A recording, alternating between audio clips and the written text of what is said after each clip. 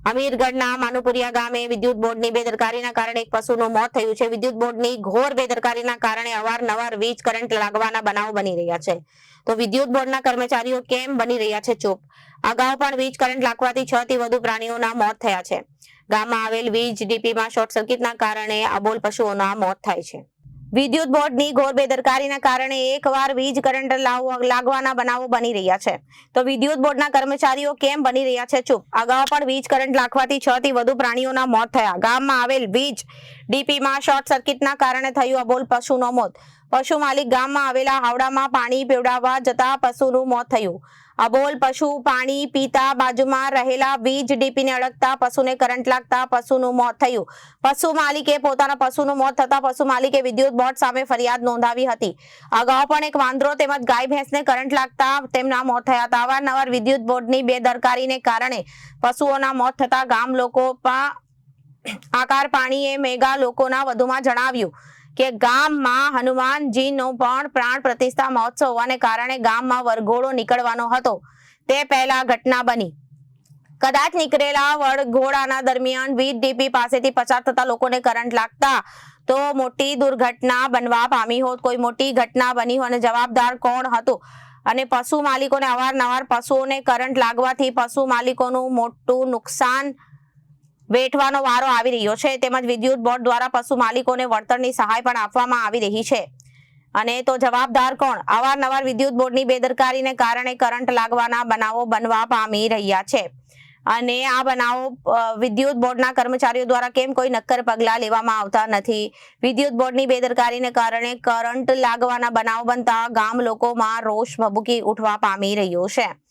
અને આ બેદરકારી કર્મચારી સામે તંત્ર સામે તંત્ર દ્વારા લાલ આંખ કરવામાં આવશે કે નહીં, પછી જેમ ચાલે છે તેમ ચાલતું રહેશે એ જોવું રહ્યું છે। હવે તંત્ર જાગશે કે પછી જેમ ચાલે છે તેમ ચાલતું રહેશે એ તો આવનારો સમય જ બતાવશે। બોલો ભાઈ। મારું નામ ખટાણા પાંચાભાઈ હરજીભાઈ, ગામ માનપુરિયા। આજે અમારા ગામમાં ઘટના એવી બની છે, વિદ્યુત બોર્ડ ખાતાની ઘોર બેદરકારીથી વાઘેલા શિવાભાઈ અસળાભાઈ જે એમની ભેંસ અવાડા ઉપર પાણી પાવા આવવાથી ડીપી આગળ કરંટ આવવાથી એ ભેંસ મરી ગયેલી છે। અગાઉ પણ અમારા ગામમાં 2-3 ઘટના એવી થયેલી છે।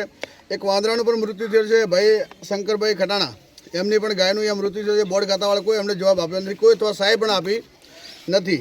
અને આજે અમારા ગામમાં હનુમાનની પ્રતિષ્ઠા હતી તો વરઘોડું હતું, એ વરઘોડામાં લોકો વધારે અવરજવર અહીંયા હતી તો સારું થયું। પહેલાં ભેંસ અહીંયા આવી ગઈ, ભેંસને કરંટ લાગવાથી લોકો બચી ગયા, અને આજની તારીખમાં ઓછામાં ઓછા 10 થી 12 માણસો મરી જત, બરાબર। આ બોર્ડ ખાતાની ઘોર બેદરકારીથી આ જુઓ ઉપર તોતરા લાગેલા છે, ત્યાં આગળ કરંટ આવે છે, એ બધાને બોર્ડ ખાતાવાળા વારંવાર તપાસ કરવાથી કહેવાથી કોઈ કરતા નથી। અને ભાઈશ્રીને એમની પણ ભેંસ મરી ગઈ હતી, એમનું પણ એ બધી લઈ લો, ગાય મરી ગઈ હતી એમની, સોરી। મારું નામ દરજી ચંપકલાલ ધોડાજી દરજી, હું ડીપીને પાસે રહું છું। મારા ઘર ઉપર વાયર ચાલે છે, 2-3 વખત આ ડીપીવાળાને અરજી આપેલી, ગામવાળા પણ આપેલી, છતાં પણ કોઈ પણ યાર બેદરકારીથી કોઈ તપાસ કરેલ નથી। ગામડામાં 3 થી 4 ડીપીઓ ઊભી કરેલ પણ તોય ડીપી બદલાવેલ નથી। અને 2 થી 3 વાંદરા મરી ગયા, એક અગાઉ 6 મહિના પહેલાં ગાય મરી ગઈ, આજ અમારે ભેંસ મરી ગઈ। હવે અમારી આ બેદરકારીથી જવું છે।